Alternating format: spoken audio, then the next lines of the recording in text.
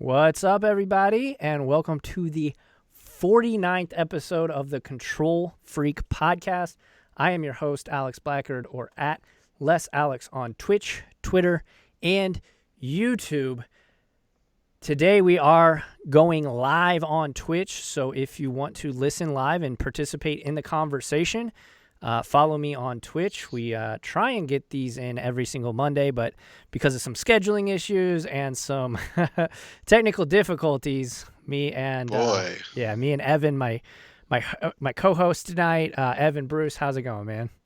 Oh, dude, now that we actually got it up and running, hopefully my internet holds out. Yeah, his internet potatoed 3 or 4 times, and then last night we tried to do it. And anyways, we're here now. That's all that matters.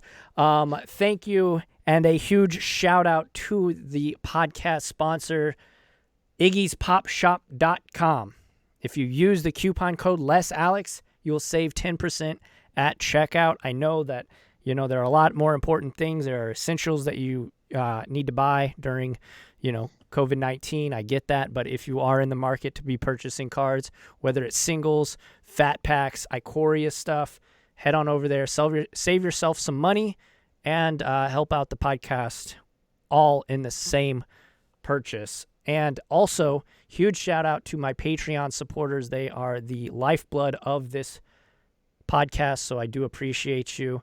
If you are interested in becoming a patron, head on over to patreon.com/LessAlex and check it out. There's different tiers, and everybody gets some free stickers no matter what tier you join. And Magic Mike, I still haven't gotten my sticker. You haven't got? Well, we are living in the same city, basically. We're within 25 miles. I apologize. And right now it's kind of hard to meet up in person, but man, blowing up my spot on my own podcast, dude. What the hell? Oh my goodness. So thank you everybody for listening or watching or participating in the Twitch feed. I do appreciate you. J.O., Magic Mike, thank you guys for hanging out. But yeah, some information has, of course, come across. It was not a light week. It wasn't a very heavy week for info in the Magic world, but let's get out all of the news out of the way, and then we'll jump into some of these deck lists that we've seen in the challenges and everything. Because as all of you should know, there isn't any paper Magic being played currently, but what? Right? Who would have thunk? All right. Announcing Secret LAIR drop series, the Godzilla lands. We have the Godzilla lands in all their glory. Let me move that over just a little bit so we can see that on screen. Cool. All right, so basically we're paying $30 for some. I mean, don't get me wrong. These lands are super dope, super clean. I don't think they're foil. They are. They are foil. Oh, okay. That's pretty cool. And they are in Japanese, so that's another nice touch. So basically you're getting one of each basic land in foil for $30. What's your initial take on this product? So there's two sides to this. There's the I'm a greedy Magic player and I don't want my products to be basic lands. Right. But there's also I've watched a lot of stuff about this, and it's like this is what these Secret LAIR products should be. Sure. Like, it's something that at a reasonable price offers a unique art for people who are interested in. Like, someone who is a huge Godzilla fan, I'm sure is stoked about these.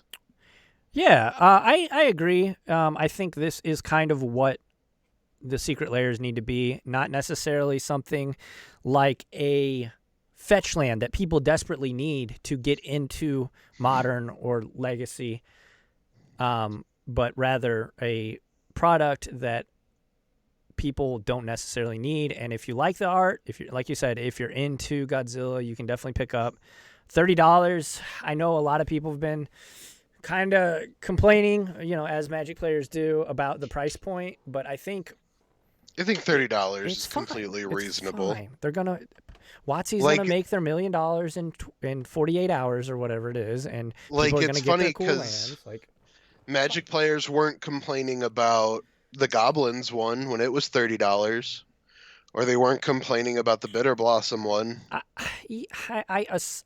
understand the fact, these are just basics. So literally, Like, and that's the thing, right? It's because like, sure, everyone's then like, don't buy it. you could go to your, draft box and pick up some base. Yeah, but those don't have freaking Godzilla on them. Like those aren't Right. nearly as cool. Like that's the thing. Like if this one isn't for you, that's Yeah. fine. I'm willing to bet there's probably going to be one down the road that you're going to think, "Wow, that's a pretty good deal." Mm-hmm. Then you jump on that one. Yeah, I mean, oh Like, my gosh, look at this one. The mountain is just absolutely gorgeous. the art is stellar. Yeah, on all of them for the most part. The mountain is oh my god, the mountain might be my favorite one.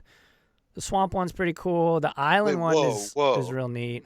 The Control Freak's favorite isn't the island? I mean, it looks good. Don't get me wrong, but from Y'all, again, I'm just saying, watch this stream when blowing he my ends spot up up again. This is when he ends up playing mono red. I played mono red on stream the other night, so we're grinding rank already. with mono red. It just all these like big dirtily dumb decks in standard just don't stand a chance against kill you on turn 4. If you're gonna play red, play Winota. My only Jo, a commenter, says, my only problem is that it's 5 different lands who actually just wants one of each. It would be much better. Yeah, if you could like buy 5 islands or 5 mountains, that would be cool. If you could like instead of needing to buy 5 total copies of it.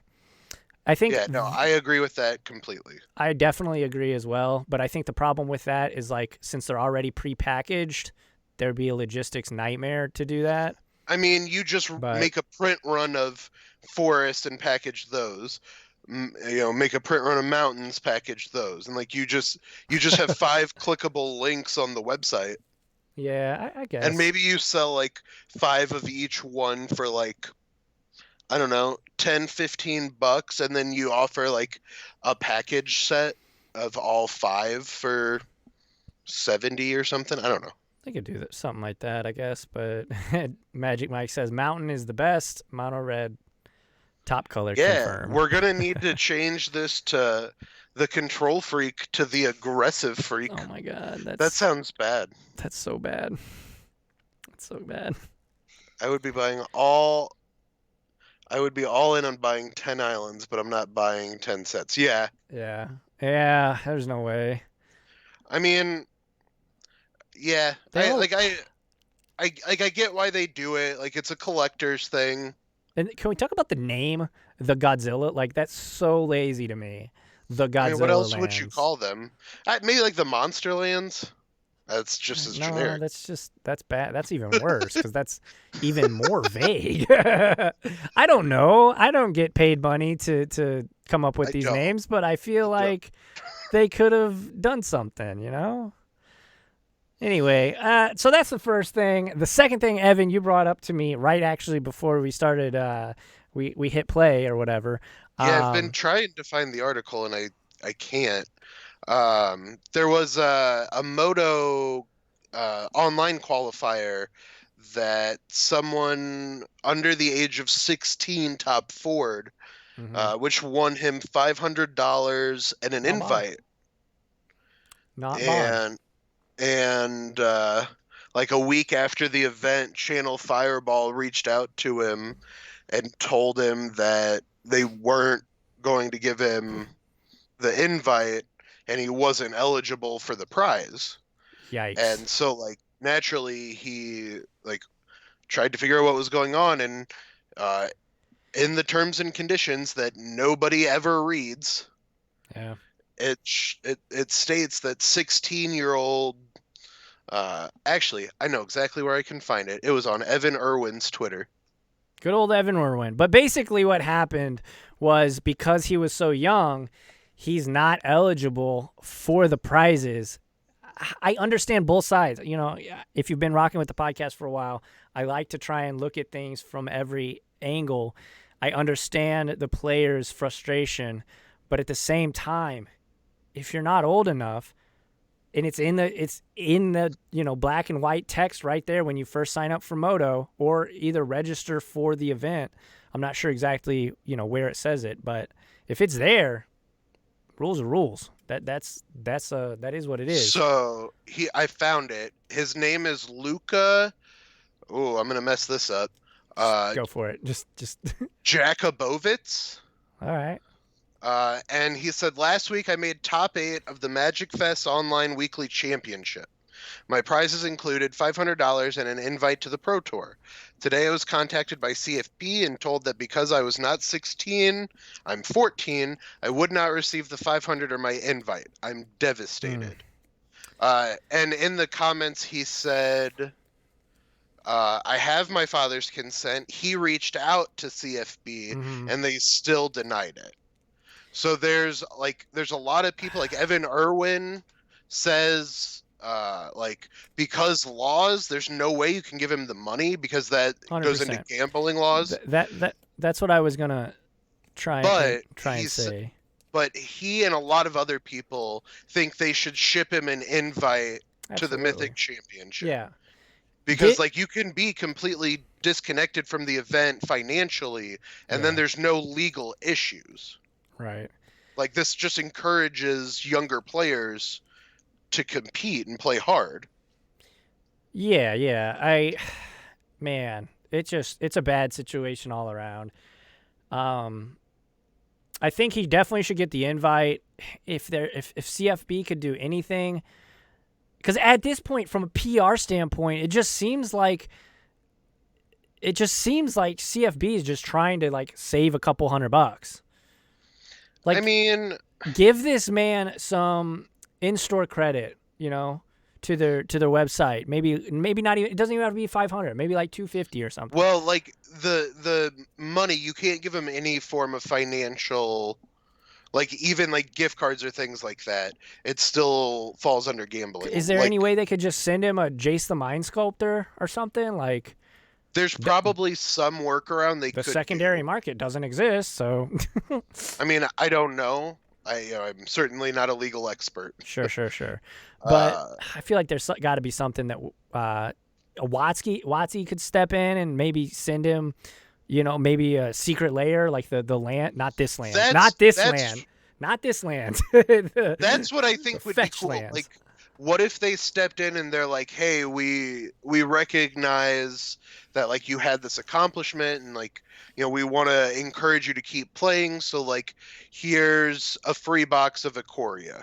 Yeah, well, that's a kick what I mean? The shorts, but something but that you get has. What I'm saying. Yeah, I think personally, if it was me and I was in this young man's position, obviously I'd be ticked off. But because again, it looks so bad from CFB and Wizards, just guilty by association, basically, because they just step in and give this man some kind of compensation. He earned it. How many players were in this tournament? I'm assuming it was several hundred or at least 100. This is definitely not some rinky dink I went 5-0 kind of thing. I'm sure this was an 8-round cut to top 8 tournament. So yeah, I mean this is one. I mean this is. I'm sure. I think they cap it 500. Yeah. For the big moto leagues. And I'm sure there was several people, since everybody's just locked in at home and just has nothing other to do except for make bad online purchases and play Magic. But no, I definitely think that they should try and have some kind of workaround. I don't know. That's just me, though. I mean, I agree wholeheartedly. Yeah. And heart goes out to that kid. Congrats. Great job on your accomplishment.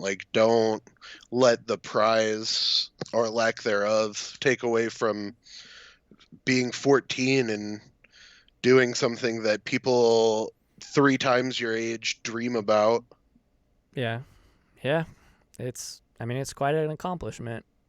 Top 8ing a big event whether it's online or in person or whatever, is definitely not easy. That's why some of the best players on the planet, you could say only have like 1 or 2 PT top 8s. So Right. all right, so yeah, that is another just an awkward situation in the Magic world right now. I feel like we've been having more and more of those here recently. But moving on to something much, much more positive, we have Historic 3 coming out here pretty soon. Historic Anthology 3 previews are going to be starting. We've only got 2 cards currently, as you can see on the screen.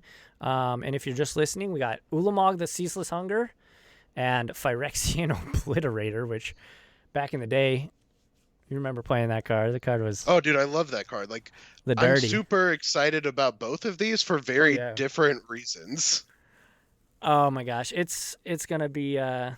obviously, Ulamog, I think that's going to make this this mono-green ramp deck in Historic, the blue-green ramp deck, very, very real. Obliterator's fun, I will say that. And, like, I mean, there is a home, like, there is all the elements for a mono-black devotion shell that would love this. Mm-hmm. Yeah, no, I think that these are good additions. I'm curious, of course, to see what else will be coming out, but this actually will be going live tomorrow. So I think that's when the previews start, at least. Okay. So, and on here, and I will put a link in the description of this to this article so you can check it out, all of the different content creators that are going to get cards. So I'm really excited about this. I've been playing a lot of Historic. If I'm not playing Mono Red and Standard, I've been playing a lot of Historic on Arena. So Historic is honestly one of the funnest formats right now for me. I agree wholeheartedly. I think it's overlooked a lot, and it's been a lot of fun. Yeah. You just like it because you can play Kethis. Well, Kethis too, but like blue-white, and there's some fun Esper control shells that I've been playing. Jo says, I'm not very excited about Ulamog. Don't like big mana. Hope fetch lands are in it because... Yeah. You don't have to worry about shuffling. That's very fair. I don't anticipate that because they've acknowledged that fetch lands slow down. Like, even without shuffling, it's like pausing to search your deck, and like all of that slows down the game incrementally, and they're trying to keep Arena fast-paced. As fast-paced as they can. Like, that's why they introduced timers and... To be honest, I just want to play a Legacy. Yeah, on Arena. That would be insane. I just want them to put the other... Like, if they put the older formats on Arena, Moto will cease to exist. Yeah, that's, I think, their big thing. Which is why they won't. Yeah. They won't kill Moto. Because they've already committed to putting Pioneer on there eventually. I think the COVID thing has put a gigantic halt on that. See, and I think it should have been the other way around. I think this should have sped them up towards that. Yeah. Their programmer's not doing much of anything else. I just, like, can you imagine if they're like, hey, we don't have all of Pioneer, but we're going to roll out this third of Pioneer that we have into Historic Anthology as here's our, think how good that would be from a PR standpoint. Well, I mean, that's obviously what Historic Anthology is meant to do, right? It's to bring in Pioneer cards. Obviously, there are some cards in Historic Anthologies that are not necessarily in Pioneer, but a good majority of them are in Pioneer. Jo said Pioneer Masters, and what's AKH? Is that Amonkhet? Block are on the roadmap for this year. Oh, right on. I didn't know about that. I knew about Amonkhet. Yeah, no, and I mean, know about they need to keep working on stuff like that. But no, I'm excited. If you haven't played Historic yet, check it out. It's very fun. I know a good majority of my listeners are Moto players, but give give Arena a chance, because I was, at first, during closed beta, I was like, this might not be for me. I checked it out. It's great. It really is. It's beautiful looking. It's very fast paced. The fact that you don't have to cramp up and, get, because whenever you're, hitting 1, 4, F6, whatever on Moto, it starts to cramp your hand up, especially if you're streaming. But yeah, no, I'm really excited about Thanks it. for dropping that article. Here, I'll bring it up right here. And then Control F Pioneer. Control F Pioneer.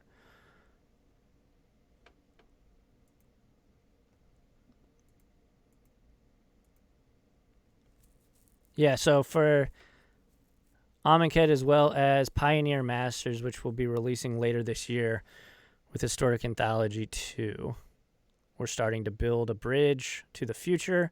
Oh, okay. So yeah, they're obviously they're working diligently, it would appear, to get us some Pioneer on Arena, which would be awesome. I might not ever play Moto again if that happens. So here's the only thing that I'm worried about, okay? And I don't want to, this is a different thing, so I don't want to go off on too much of a tangent. Sure, but go for it.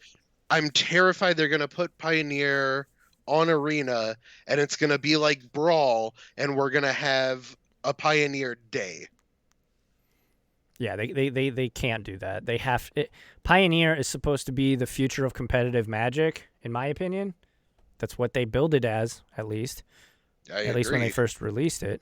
So it needs to be available, ranked, 24/7, all day, every day. So does Historic, and that doesn't happen. I agree, but I understand why Historic isn't, just because it's supposed to be kind of like this isolated, fun thing. Hey. Yo, J Boogie MTG with the 19-person raid. Thanks, everybody. I'm recording a podcast right now, so shout out. Thank you, Boogie. To the listeners, go check him out, J Boogie MTG on Twitch. He's a great arena streamer and just a complete homie. So I appreciate that, Boogie. Oh, that's good stuff. Yeah, man. Have a good night. Have a good night. So Historic Anthology number 3. I'm super excited about it. I've been playing a bunch of Historic over on Arena, and I agree. I wish they would make it 24/7. You could climb rank, but unfortunately at this point we just ain't there yet. But so we have some Pioneer news. We have some exciting stuff. And all the raiders that just came in, this is the Control Freak podcast. If you guys enjoy Magic the Gathering podcasts, it's a podcast on all the podcast platforms. I have a YouTube. Go check me out over there. At Les Alex on Twitch and YouTube, and then Control Freak is the name of the podcast. So thank you again, J Boogie. I appreciate you. But what's up? Correct. In chat, 24/7 Historic is coming with the next update. Oh, excellent. So I'm excited about that. That's good. I knew it was around the corner, but I didn't know that's it was the good. Next one. That's really good. Man, Historic's so sweet. And I found in Historic so far, it's not all Luris decks yet. It's still a fairly diverse. Yeah. So let's kick it over to the biggest tournament that we saw on Magic Online over the week, the Pioneer Super Qualifier. Finally, Historic has returned to Arena near you. Exactly, Glad Heater. So yeah, this is not the controversial ending of that young man who is no longer getting his check or his invite, but this is a different one. This one actually happened earlier today, the 7th, and I hate to be the bearer of bad news, but guess what? Luris kind of dominated this, Companions in general dominated this event. First off, we have Brenner in first place with this isn't mono red, but it's Boros Burn with Luris as its companion in the board. And for some reason, we still, this has been a couple weeks now. You hover over Luris like you do all the other ones, and usually it pops up their image. Luris, we just get a black, and just the back of the card. So that's still. It hasn't been released yet. Spoilers. Spoilers, bro. In second place, we have Miss Keenbolik. Sorry if I butchered that. With this is just basically Boros Prowess. So I've seen these decks starting to pop up. Like, I've seen some Mardu Prowess decks and some red-white ones. Yeah. Because, Feather. Yeah, Feather. I've seen. Feather's kind of real right now. Next up, though, this is a deck I actually want to talk about kind of extensively. Macchiato, sorry if I butchered it. Third place, Jeskai Fires. Jeskai Luca Fires. So the deck that is, kind of seeing play in Standard and, doing good things. This is the Yorion version, so we do have a companion here. That. So we've got Gideon of the Trials, we've got Karn the Great Creators, Luca, Narset, Teferi Time Raveler, Agent of Treachery, Supreme Verdict, Baffling End, Elspeth Conquers Death, Fires of Invention, Omen of the Sea, Shark Typhoon, Birth of Meletis, a bunch of lands. I like this deck a lot. Yeah. So what can he hit with Luca? What can he hit with Luca? Like, I missed what creatures he has. Agent of Treachery. Okay, so it's just hitting Agent. What's up, Rigmo? How's it going? Yeah, everything's going good here. Appreciate you hanging out. But yeah, Luca is the truth, I think. I really want to get a Luka Doncic altered. Just him like ball in. You're trying to mix the worlds. Oh yeah. Then of course, Narset's great. Void Winnower, big Void Winnower in the board. I like that. Pithing Needle. I think Pithing Needle's so good in historic or in Pioneer rather. The format designed for Planeswalkers to just dominate. And then you got this, 1 mana GG card. Moving on. What is this? I don't even know what I'm looking at. This is just Jeskai Sharknado. This is Jeskai Cycling. Is this the cycling deck? Yeah, this is the cycling deck with Zenith Flare. Yeah, it's just kill you. That card just says kill you. Yep. Oh god, this is great. Just 4 mana. And I thought back in the day, War Leader's Helix was a good card. It's a bit better than that. Oh yeah. Oh. It's unfair. Zedra, companion, of course. A Magic the Gathering deck would not be complete without a companion. What's the requirement for that companion? Each permanent card in your starting deck has an activated ability. Okay. Question in chat from Gladheater. Are they bringing Pithing Needle back? To what? Well, this is Pioneer. This is Pioneer. I know you guys kind of got dropped in the middle of a podcast, so this is the Pioneer Super Qualifier.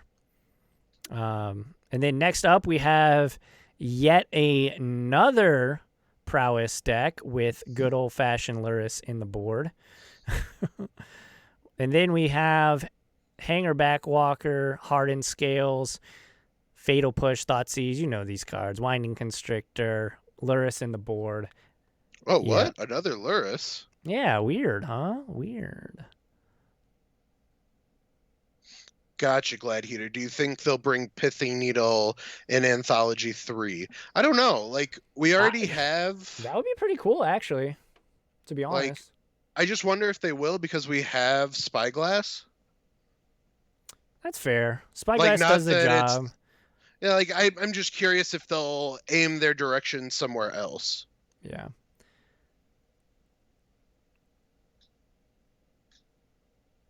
Yeah, no, that's true. I could see it, but I wonder how many of those kind of effects you really want in a format that's so small. But then again, one is just going to end up being better than the other, so you're only going to play one typically. Right. Like, I guess some kind of extraction effects might make you want to split them up, but other than that, I wouldn't understand why you would need, both of them. So this is a Jund deck. I mean, this is just Jund basically. Good. It's playing Chevelle Bane of Monsters, which is pretty sweet.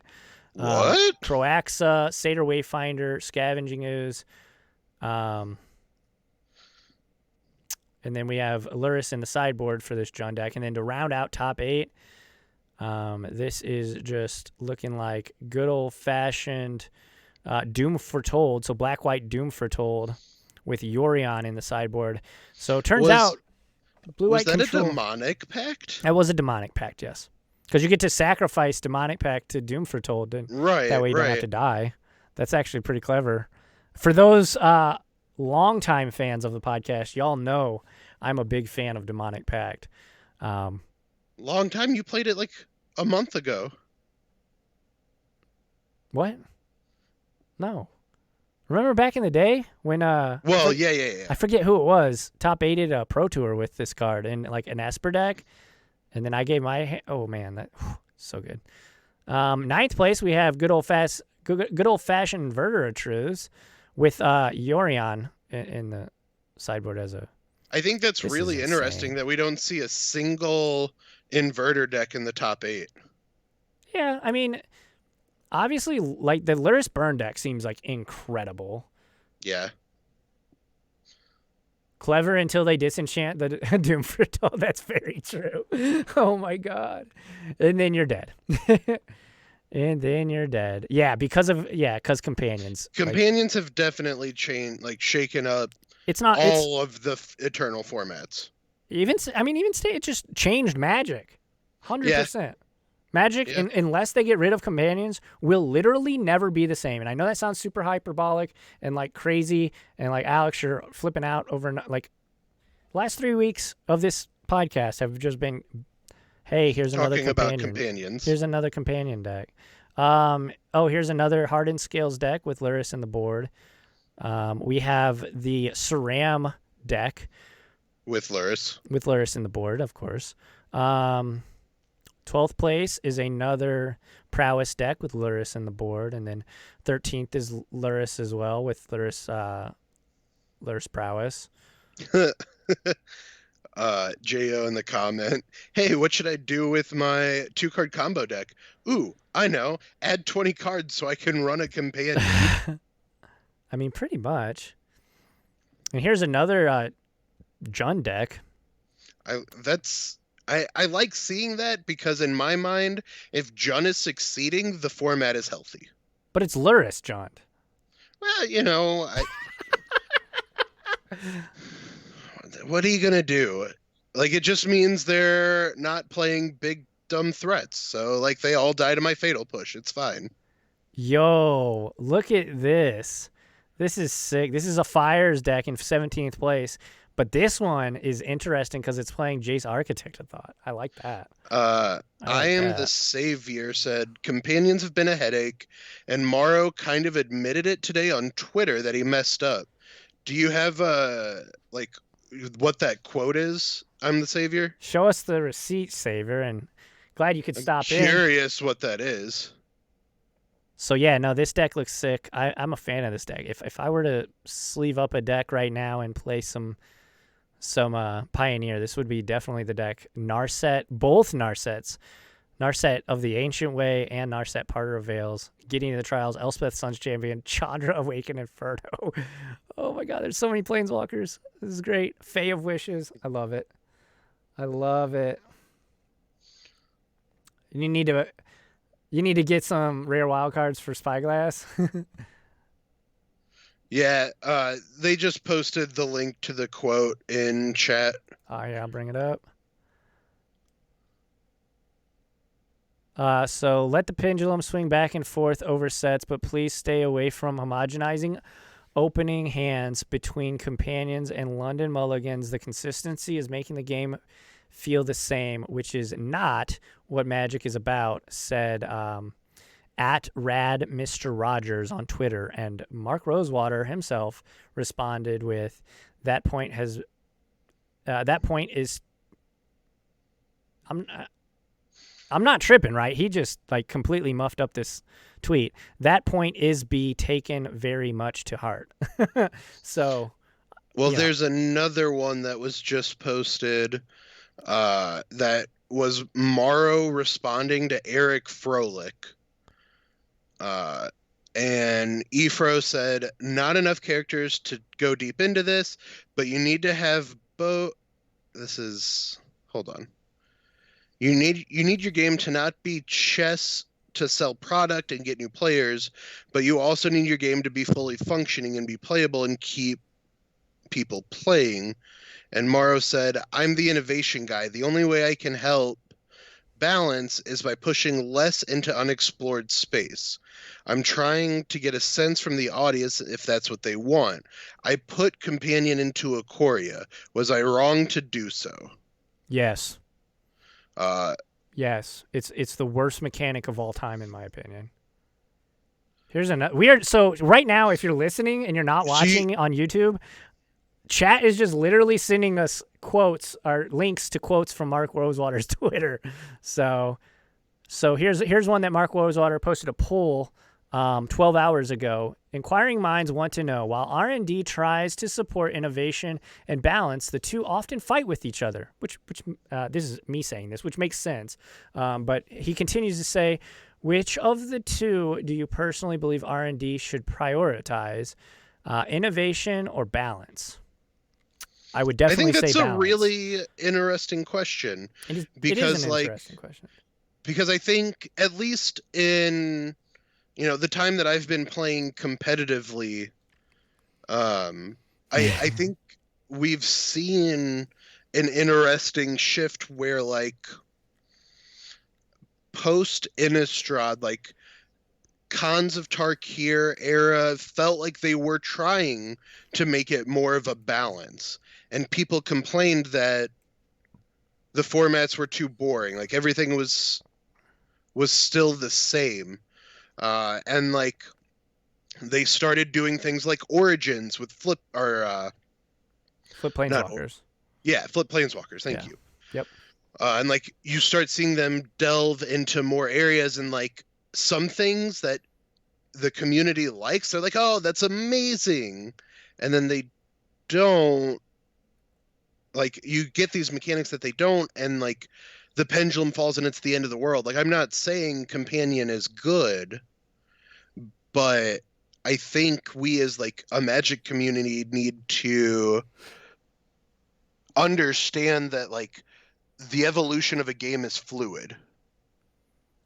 Sure, but there's a difference between, pulling this string here, pulling this string here, trying to find that balance of fun and innovation, and whether the game is like working properly, and just like completely introducing a new mechanic that completely changes the entire game. It has changed the entire, and again, it sounds super hyperbolic and it sounds like I'm a madman, and but I really do think that it is the most homogenizing and just garbage mechanic that has ever been introduced is Companion. They need to, I really do think they need to change it, because obviously your casual players aren't going to give a damn, and that's fine.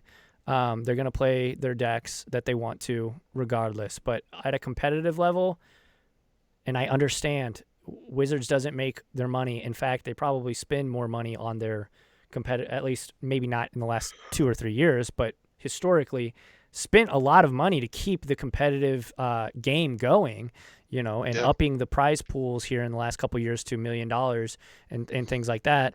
Wow. Magic Mike in chat says, I think mechanically Escape was worse than Companion. I completely disagree, because that plays within the confines of what is already Magic the Gathering, what we already know to be Magic the Gathering. You pay mana, you have to have cards in your graveyard. I disagree, Mike. I feel like I agree with Alex. Like I disagree with what you're saying, Mike, but the reason to me is like there's like two different kinds of rules in Magic. Like there's your standard, like here's how you play the game, and then there are rules that break the first set of rules. Yeah. And like the only thing that is comparable in my mind as companion is Dredge. Dredge, that's exactly what or Storm even, kind of. But Storm at least required you to play the game the way it was intended to be created. Sure. Yeah, no, Dredge was the first one that I thought completely changed the way people played Magic. Dredge is essentially not Magic. At a certain point, it becomes how lucky can I get and how many stinkweed imps can I hit? Right. No, I agree. And this is something that, I mean, we could probably talk an entire episode on whether, I have spent 3 or 4 episodes talking about how much I dislike Companion, but I mean, it's true. I honestly, and if you're watching this or if you're in chat, let me know. Do you think that I'm overreacting? Like, is Companion just fine and I'm just like overreacting, or is Companion something they need to address? From a competitive standpoint, I think it's very clear. Let's look right here. Modern Preliminary, the first 5-0 deck. I haven't even seen this, guys. I have not even looked at this dude, yet. it's going to be 18 colors. Like, people are playing Abundant Growth. Okay, so look at this. There's no Companion in this deck. So there you go. Wow. This is... This is Bant. So this is Bant, Devoted Druid, Heliod Sun combo combined into the same. All the combos. Yeah, it's Bant combos basically. With Karn. With Karn. Yeah. For good measure. But in second place, or the other 5-0, there is this Luca red-green Arbor Elf, Kitchen Finks, Clothis. Just Stompy deck? Yeah, Blood Moon. Utopia Sprawl with Obosh in the board. Okay. So. Interesting. All right. Third place is just Humans with Kudrow. So I'm actually very glad that Humans is finding success, because it means that that's a non-companion deck that's doing well. I'm a fan of that. And I'm glad that Kudrow is actually helping that deck. I'm the Savior says there's a blue-white snow control deck that 5-0'd with no companions. Nice. And then Rigmo said companion is a mechanic that lives on a razor's edge. There are companions that were immediately too strong, and I told my team that the mechanic was almost certain to break eternal formats. But I do think that the innovation in hard deck building restrictions is a neat way to push cards. Again, I got it. I disagree that it's it is very innovative, but there's a difference between being innovative in a good way and innovative in a negative way. So Patrick 50 here. This is just good old fashioned. Jesus Christ. Yeah, this is Devoted Druid combo with Luris in the board, of course. Here's an Emery deck, an Urza Emery deck with Yorion in the board. It's just crazy to me that people are willing to put 20 extra cards in their deck. I mean, I was shuffling an Esper Control Pioneer deck as we were getting ready. That's 80 cards with a spot in the sideboard for Yorion. Yeah, it's nuts. Jo, I agree. So Jo says playing Control in Modern and Legacy without Astrolabe and Yorion is wrong. I mean, yeah, it definitely seems that way. Yorion is big game, and having perfect mana, and a little Cheerio that draws you a card seems like excellent. Joey Miller says companion should have been an EDH-only mechanic. Done. I think it's really funny that you say that, because it can't be used in... or can it be used in EDH? I thought... No. I thought they came out and said that they you can't even weren't allowing the companion mechanic. Yeah. Which is very, very, very crazy to me. Let's take a look at this Standard League. some 5-0s. I just kind of like to look at the standard decks nowadays just to see if I'm totally off base or not. But it would appear that this really cool Bant, or it kind of like Bant control. That like so standard right now is a million mid-range decks. Oh yeah, that's what I was saying earlier. That's why my like janky mono red deck from 2 standards ago is like dominating every time I play it. It's just because they just can't keep up with turn 4 kills. Yeah, but I will say, like, as much as it's a lot of mid-range, there has been some really sweet things that have come out. Like, I really like the Winota decks that have been popping up. I don't know if there are any up there right now, but they're fun and they're interesting, and like there's still a lot of like the flash decks are still around. Yeah, the mono blue flash deck, that deck's really cool. I've still even seen like Jeff Hoogland has been having some success with a blue black flash deck. Sorry to interrupt, but Savior says, You're is fine. it wrong that I miss Hogak and Phoenix in Modern? And no, I completely agree. I completely agree, because I'll be Blue-White honest. Control had a great matchup against Phoenix and a fine matchup against Hogak. I think if they had Hogak and Phoenix in this Modern, it wouldn't be as dominant as it was. It would still be probably too good and probably wasn't the Burn best pretty deck. good against Hogak? They were like, if I remember correctly, it was super play draw dependent and kind Sure. of a coin toss. Yeah, of course. Like no deck had a good matchup against Hogak, but like I feel like Burn with Luris is just like pretty damn good. It would at least, in my mind, be something that could race it. Here is a really sweet Blue-White Control deck of 5-0. This is really cool. Narset, Teferi, Agent of Treachery, 3 Dream Trawlers, some Shatter the Skies. This is standard. Glass Casket. I like this. Shark Typhoon is obviously proving that it is a real deal in control decks, at least in standard. And even, I guess you could say, I would be curious to play it in historic as well. Here is an Obosh / Cauldron Familiar deck. So like this is like the one of the top tier decks right now. Yeah. This like the Obosh variety has kind of been Judas. taking over. Yeah. Like the Luris version of the Sacrifice deck is good, but the Obosh versions are going over the top with Mayhem Devil. Mm-hmm. So yeah, like, I mean, Mayhem Devil's the real deal. oh, and it's ridiculous with Obosh.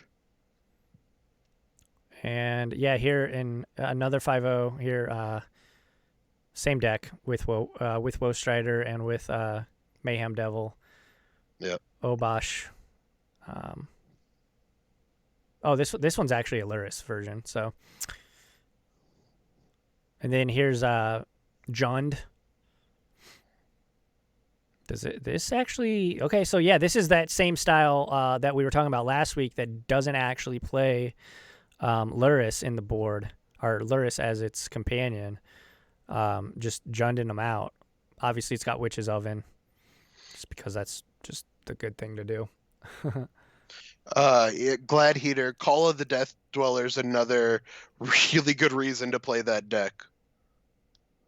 Here's Mono Red, and it doesn't look like this has any companion, so that's actually pretty cool. I might have to put that. I have a lot of these cards on on Arena. That's how I don't look at the price of cards anymore. I see if I have the wild cards for it now. All right, so yeah, I mean, as you can see, I'm not going to go through standard decks too much here, but I don't know. I still believe, and it looks like we're starting to see a little bit less and less of the companions, but still, I mean, it's still dominating the older formats. They're going to be everywhere as long as they're in the formats. Yeah, exactly. Juzum Jin, how's it going? Thanks for hanging out. We are recording the Control Freak live right now, so I appreciate you. Does Iggy have Ikoria set yet? I want physical copies of Yura, of Luca. Yes, Juzum Jin, if you use that coupon code LessAlex, you'll save 10% over at Iggy'sPopShop.com. That's about all I have for this week. You know, we had, it always seems like it's another controversy almost every week, man. People are home right now. They need something to entertain them throughout the day. Yeah. Well, and I mean, people, that's one thing I will say about Magic players more than almost any other hobby or anything I've ever been a part of, or any like subculture I've ever been a part of, is they are passionate, if nothing else. Yeah. We are passionate, if nothing else. And, you know, you're here to complain about companions. Me too. So it looks like I got a couple followers throughout the stream here. Joey Miller and Glad Heater. Thank you for those follows. I do appreciate it. The podcast, usually I stream it on Mondays. We had some technical difficulties and some scheduling issues, which is why we kind of knocked it back to Thursday here today. But thanks, everybody. Evan, do you have anything you want to add? No. Stay safe. Wash your hands. Absolutely. And play some Magic. Have fun. Indoors by yourself. Indoors by yourself, or with a group of less than 5 people. Is it 5 people or 10 people? Yeah, just probably play at home. Yeah, just do a Zoom call where you play paper Magic with your friends. That's all I got. Awesome. Yeah. Again, shout out to J Boogie MTG for that Twitch raid. I do appreciate that, man. If you listen to this later, shout out to you. Again, Glad Heater and Joey Miller, I do appreciate those follows. If you're still watching from that raid, now's a great time to hit that follow button. And if you're watching on YouTube, now's a great time to hit that subscribe button. I appreciate everyone. Shout out to Iggy'sPopShop.com. Use the coupon code LessAlex to save 10% at checkout.